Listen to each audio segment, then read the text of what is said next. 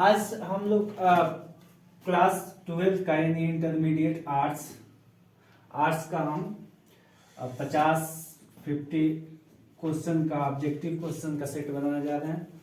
Set को देखेंगे जिसमें से क्वेश्चन VVI जो भी क्वेश्चन है बोर्ड में मॉडल है जो इंटरमीडिएट में आने वाले हैं, कोशिश किया जाएगा इसको 50 में कुछ अच्छा करने का। ठीक है, तो ये आपका इसमें इम्पोर्टेंट पूरे चैप्टर से इम्पोर्टेंट 50 क्वेश्चन निकाला जाएगा।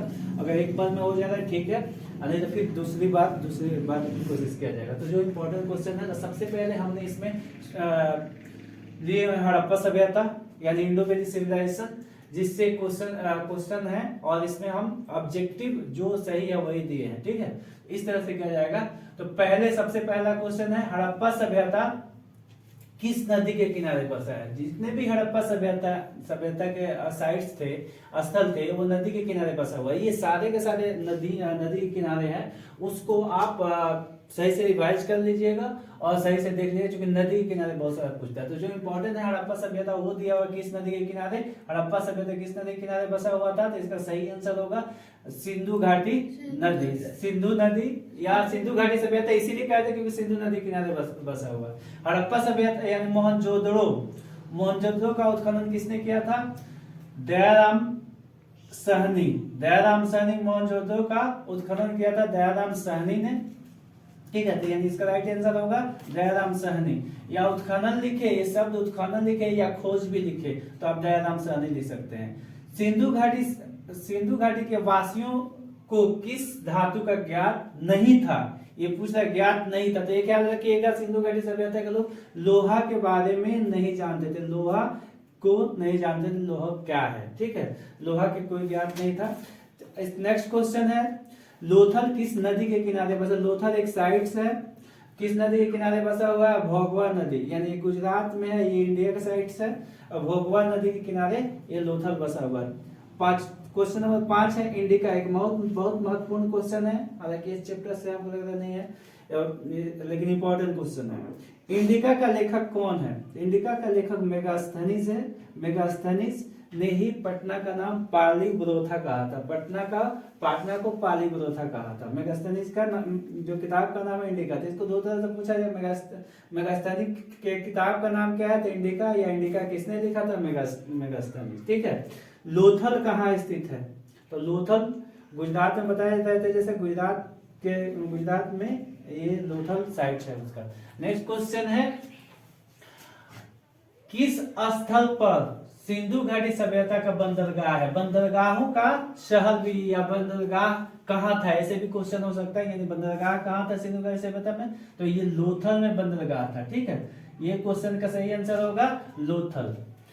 उसके बाद मोहनजोदड़ो की खोज किसने की? मोहनजोदड़ो की खोज कब हुआ? मोहनजोदड़ो का खोज सबसे पहले कब हुआ?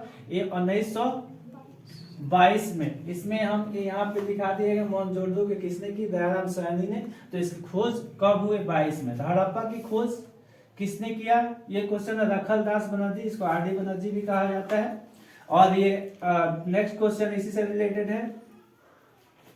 हड़प्पा सभ्यता की खोज कब हुआ? हड़प्पा सभ्यता का खोज 1921 में हुआ। ठीक है, 1921 में हुआ। नेक्स्ट क्वेश्चन है हड़प्पा सभ्यता और मोहनजोदड़ो कहाँ स्थित है? इसमें दो क्वेश्चन बनाए जा सकते थे। ठीक है, हड़प्पा सभ्यता कहाँ है और मोहनजोदड़ो कहाँ है, दो क्वेश्चन बनाया जा सकता है। लेकिन इसमें एक ही क्वेश्चन में कवर किया जाए पाकिस्तान में। तो एक मंटोक्यूरी जिला पाकिस्तान का है और एक और लारकाना जिला है जहाँ पे ये स्थित है। तो इस तरह से क्वेश्चन बहुत सारे इसको घुमाकर पूछ सकता है। तो एक्चुअल में हड़प्पा सभ्यता का ज्यादातर साइट पाकिस्तान में है। नेक्स्ट क्वेश्चन में है आपका मौर्य वंश की स्थापना किसने किया? ठीक है, मौर्य वंश की स्थापना किसने किया? चंद्रगुप्त मौर्य ने। ठीक है, ये कौटिल्य की सहायता से चंद्रगुप्त मौर्य ने मौर्य वंश की स्थापना किया। ठीक है, उसके बाद नेक्स्ट क्वेश्चन है मौर्य वंश के प्रमुख शासक, मतलब इसमें से 2-3 क्वेश्चन बनाया जा सकता था। 2-3 क्वेश्चन जैसे मौर्य वंश के शासक चंद्रगुप्त मौर्य किस वंश का शासक था, अशोक किस वंश, तो इस तरह से इसीलिए एक ही में सबको कर दिया गया है। मौर्य वंश के प्रमुख शासक कौन थे? ये चंद्रगुप्त मौर्य ने स्थापना किया, अशोक हुए, बिंदुसार हुए, उसके बाद अजातशत्रु भी शायद इसी का थे। तो इस तरह से चंद्रगुप्त मौर्य के प्रमुख शासक ये हैं। चौथी बौद्ध संगति कहाँ हुआ था? कुंडवन में, ये भी ख्याल रखिएगा। और किसकी अध्यक्षता में हुई थी? चौथी बौद्ध संगति किसके शासनकाल में हुआ? ठीक है, तो ये हुआ था कनिष्क के शासनकाल में, और ये चौथी बौद्ध संगति हुआ था कुंडवन कश्मीर में। ठीक है, नेक्स्ट क्वेश्चन है भारत की महाभारत की रचना, महाभारत की रचना किसने की? मतलब महाभारत किताब जो है, ग्रंथ है, उसको किसने रचना? वेद व्यास ने किया। ठीक है, राजतरंगिणी भी एक बहुत महत्वपूर्ण किताब है, इसकी रचना किसने किया? कल्हड़ ने किया। ठीक है, नेक्स्ट क्वेश्चन है जैन धर्म में 24वें तीर्थंकर कौन है? स्वामी महावीर या महावीर स्वामी। और 23वें पूछे तो क्या होगा?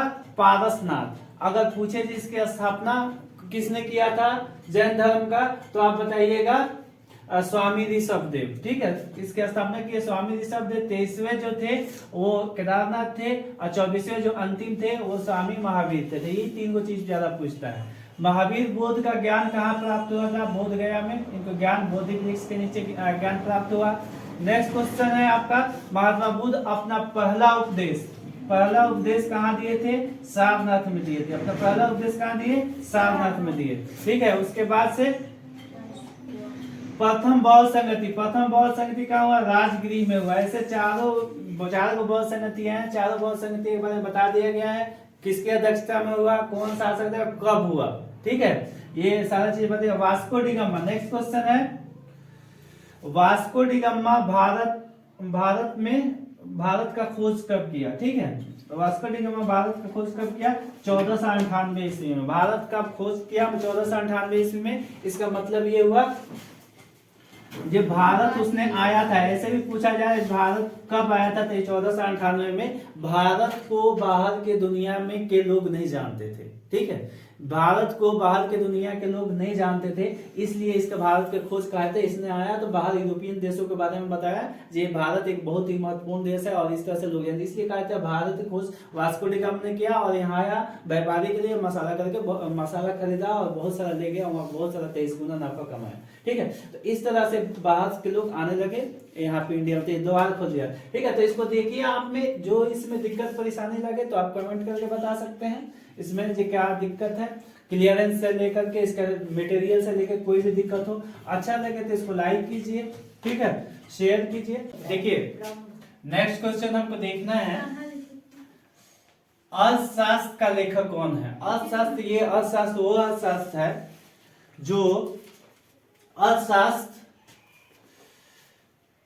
एक, इस अर्थशास्त्र का मतलब सब्जेक्ट मत समझिएगा, ये भी क्वेश्चन पूछता है, इसका पहले जान जाइए। अर्थशास्त्र का लेखक कौन है? कैटिलिया इसको कहा जाए, चाहे विष्णुगुप्त लिखता है या चाणक्य भी लिखे, कुछ भी ऑप्शन दे तो आपका सही आंसर जो होगा वो कैटिलिया, विष्णुगुप्त या चाणक्य, तीनों एक यही आदमी है जिसका तीनों नामों से जाना जाता है। और ये कौन था चाणक्य? आपको मालूम है, ये चंद्रगुप्त मौर्य का प्रधानमंत्री था या उसके राजनीतिक गुरु है वो था। ठीक है, तो इसने एक अर्थशास्त्र किताब लिखा था। अर्थशास्त्र से अक्सर लोग यही समझते हैं अर्थशास्त्र मतलब इकोनॉमिक्स नहीं होता है।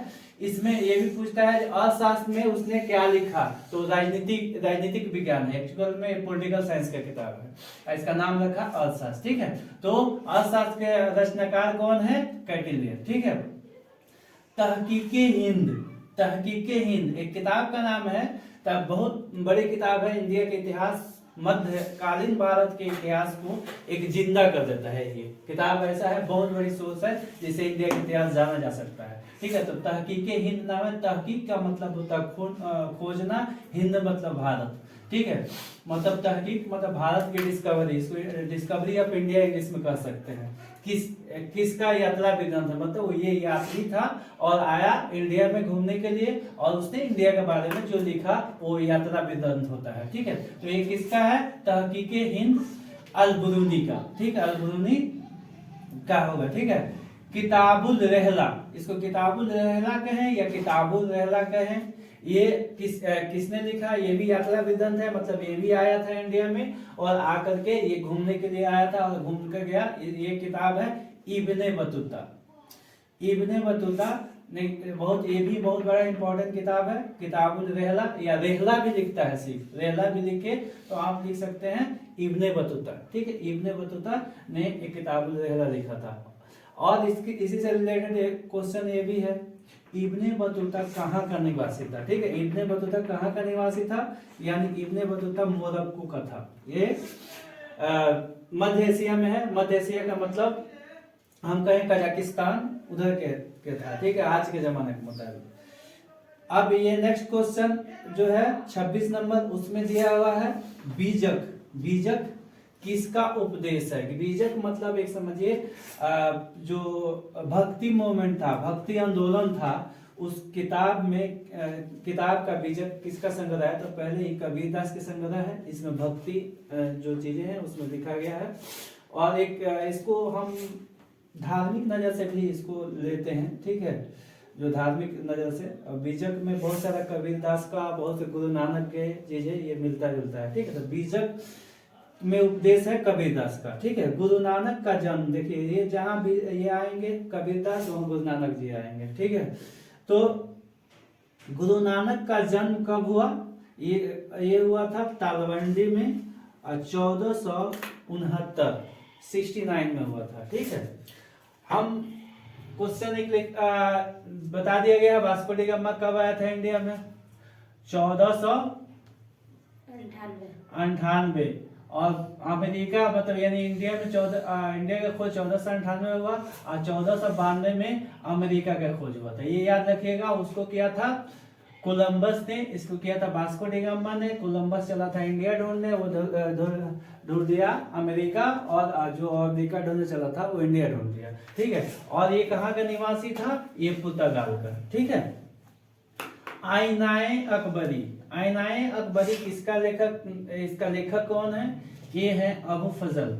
अबू फजल जो है आईनाए अकबरी को लिखे। और इससे आईनाए अकबरी का मतलब ये होता है, आइन मतलब कानून, संविधान, यानी अकबर के टाइम में अकबर के टाइम का कैसे कानून पर शासन है, ये इस किताब से मालूम चलता है। और बहुत बड़ा ये किताब है उस जमाने के बारे में जानने के लिए, ठीक है। तो आईनाए अकबरी, आईनाए अकबरी किसकी कृति है, अबू फजल की, ठीक है। अकबर ने दीन इलाही, अकबर ने एक दीन इलाही चलाया था, ठीक है। एक कब चलाया था, इसका क्या है, 1581 ईस्वी में, ठीक है। 1581 में दीन इलाही चला था। दीन इलाही को भी थोड़ा सा समझ लीजिए, ये सारे अरबी के शब्द है। दीन मतलब धर्म होता है, इलाही मतलब ईश्वर होता है, ठीक है। एक धर्म चलाया था जिसका नाम था ईश्वर का धर्म, ठीक है। तो ये धर्म में क्या था, इस धर्म का में ये था लगभग सारे धर्मों को मिला जुला के जो मेन गुण था इसमें था। उसने एक धर्म चलाया इसमें, और उसमें सारे धर्मों को अच्छी चीजें मिला करके एक नियम बनाया उसके हिसाब से। इसके सबसे पहले मानने वाले कौन थे, ये बीरबल थे, ठीक है। बीरबल सबसे पहले दीन इलाही का अप्लाई किया। इसके बाद आईनाए अकबरी,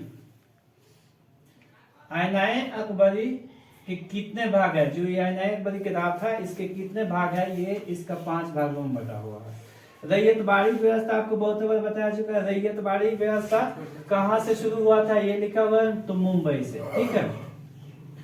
मुंबई यानी आज के जमाने का बम्बई, मुंबई या पुराने जमाने का बम्बई, ठीक है। दामिने को क्या है, दामिने कोह क्या है, तो ये भी आप समझिए। कोह शब्द जहां है भूमि और कृषि से आएगा, ठीक है। तो भूमि और कृषि यानी भूभाग, भूमि का भाग। दामिने कोह क्या है, क्या था, ये मुगलकालीन टाइम का, उसको हम कहते हैं भूभाग को दामिने कोह कहा जाता था, ठीक है।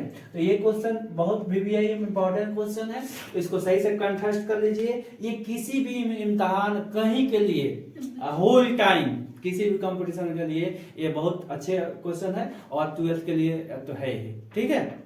देखिए नेक्स्ट क्वेश्चन है 34 नंबर कैप्टन हंकिस। हंकिस ये आया था मुगल दरबार में, और किसके मुगल दरबार में आया था? जहांगीर के। ये मुगल दरबार कैप्टन हंकिस आया, और मुगल दरबार में के जहांगीर की बहुत इंपॉर्टेंट क्वेश्चन है, इसमें आता है बहुत बार। और जहांगीर का पुराना नाम, पहले का नाम सलीम था, ये आप आसानी से जान रहे हैं। सलीम अनारकली बहुत इतिहास में फेमस है, ये वही सलीम है जो जहांगीर है, ठीक है। ये अकबर के बेटा थे, ठीक है, लड़का। तो ये यहाँ पे आया था कैप्टन हंकिस, और इनके दरबार में आया था, और इनको खान या खान कुछ करके, मिस्टर खान, ये जहांगीर उसको मिस्टर खान या कुछ ऐसे करके उसको ये टाइटल दिया था, पुकारा था। जजिया कर किस मुगल शासक ने समाप्त किया? अकबर ने समाप्त किया था मुगल ये जजिया कर। अब जजिया कर थोड़ा सा जानिए ये क्या था। ये पहले से लागू था, एक तरह से टैक्स था, जो जैसे नॉन मुस्लिम जो है, नॉन मुस्लिम का मतलब जो मुसलमान नहीं है, उन पे उस टाइम लगा था, ये औरंगजेब के जमाना या उसके बाद में लगा था। अब कुछ ऐसे, अब इससे आज के जमाने में थोड़ा सा प्रॉब्लम आ जा रहा है, ऐसे इतिहास में चीजों लिखा जाता है तो, लेकिन कुछ ऐसे टैक्स थे जो मुसलमानों पे लगा उस टाइम, खुद धर्म के आधार पे कुछ मुसलमानों पे, जैसे जकात भी एक टैक्स था, और वो जकात कंपल्सरी था देना उस समय। और इसी तरह से एक टैक्स था जो मुसलमान नहीं है उनको देना पड़ता, वो जजिया था। तो ये समाप्त कर दिया कौन? अकबर ने, ठीक है, अकबर ने समाप्त कर दिया, कहा नहीं ये नहीं चलेगा हमारे साथ सल्तनत, ठीक है। अब एक और चीज है, next question 36, English east India company, या इसको डायरेक्ट लिखे ईस्ट इंडिया कंपनी की स्थापना किसने किया? तो आप लिखिएगा 1600, ठीक है, पूरा पूरी 1600 में ये कहा हुआ था? सूरत, ठीक है, सूरत गुजरात में, ठीक है। इस तरह से सूरत गुजरात में तुम्हारा हुआ था, और 1600 में कभी ये तुम्हारा 1599 भी देता है कहीं कहीं, ठीक है, मतलब 1600 है तो 1600 लगे तो 1599 कभी कभी देता है। अस्थाई बंदोबस्त, ये ऑलरेडी इसका पूरा डिटेल्स बताया जा चुका है, किसने लागू किया था? ये कर्नवालिस ने लागू किया था। रैयतवाड़ी व्यवस्था, ये भी एक जमीन से लगी हुई व्यवस्था थी, ये किसने शुरू किया? मुनरो और रीड ने, ठीक है। नेक्स्ट क्वेश्चन है आपका संथाल विद्रोह, ये एक जनजातीय विद्रोह था, ये कब आरंभ हुआ? ये 1855 यानी 1857 के विद्रोह के जस्ट पहले, ठीक है, जस्ट पहले इसका शुरू हुआ था, यानी 1855-56 भी ये देता है, ठीक है। अब इसके बाद नेक्स्ट क्वेश्चन है व्यापकगत सिद्धांत के भी एक डिटेल्स बताया जा चुका है पहले, ठीक है, तो उसमें भी आप देख सकते हैं। व्यापकगत सिद्धांत मतलब है डॉक्ट्रिन ऑफ लैप्स का मतलब ये होता है, अगर किसी राजा के पास कोई अपना पुत्र नहीं है और वो क्या हो गया, वो किसी का गोद लिया और गोद लेकर के अपना बेटा बनाकर पाला पोसा, तो ये इसको खत्म कर दिया गया इस सिद्धांत में। तो ये किसने लागू किया था? लॉर्ड डलहौजी ने। व्यापक सिद्धांत किसने लागू किया? लॉर्ड डलहौजी ने, ठीक है।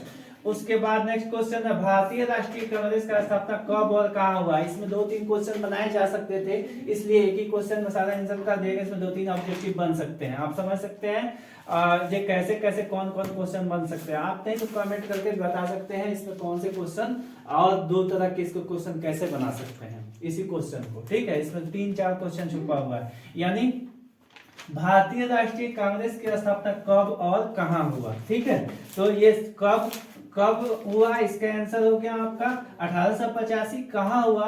भारत के महाराष्ट्र के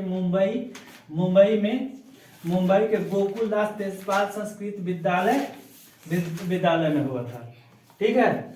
इसके बाद नेक्स्ट क्वेश्चन है भारतीय राष्ट्रीय कांग्रेस का प्रथम अध्यक्ष, इसमें भी 2 क्वेश्चन बनाया जा सकता है, प्रथम अध्यक्ष कौन था और इसका स्थापना किसने किया, ठीक है। ये प्रथम अध्यक्ष कौन थे? इसका प्रथम WC बनर्जी थे, इसका प्रथम अध्यक्ष WC बनर्जी, इसका पूरा नाम था भीमेश चंद्र बनर्जी। ये इंग्लिश में इसलिए लिख दिए क्योंकि लिखने और याद करने में आसान था। WC बनर्जी थे, WC बनर्जी, भीमेश चंद्र बनर्जी। और ये थे ये ह्यूम, इसका स्थापना कौन किया? ये ह्यूम, ये होते हैं एनल ऑक्टोपियन ह्यूम थे, इसकी स्थापना किए थे। ठीक है, ये है आपके इंपॉर्टेंट क्वेश्चन। हो गया। देखिए इसमें नेक्स्ट क्वेश्चन है आपका 43 नंबर, भारत में पहली ट्रेन कब और कहां से चली थी?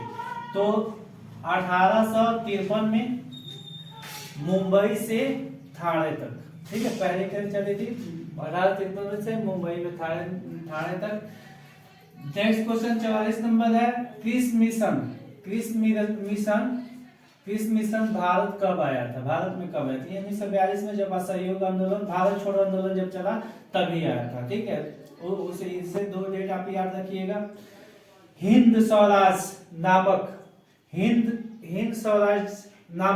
किताब किसने लिखा? हिंद स्वराज नामक किताब किसने लिखा? महात्मा गांधी ने लिखा। हिंद स्वराज नामक किताब किसने लिखा? महात्मा गांधी ने लिखा।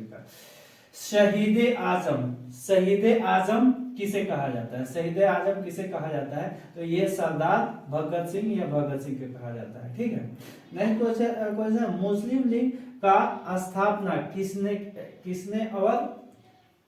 किसने और कब और कहां किया? मतलब किसने किया और कब किया और कहां किया? एक ही में 3 क्वेश्चन इसमें बन सकता है। तो मुस्लिम लीग का स्थापना आगा खान समीउल्लाह ने 1906 ईस्वी में ढाका में किया। बांग्लादेश के है उस वक्त, भारत और पाकिस्तान बांग्लादेश सब एक ही में थे तब ये बना था।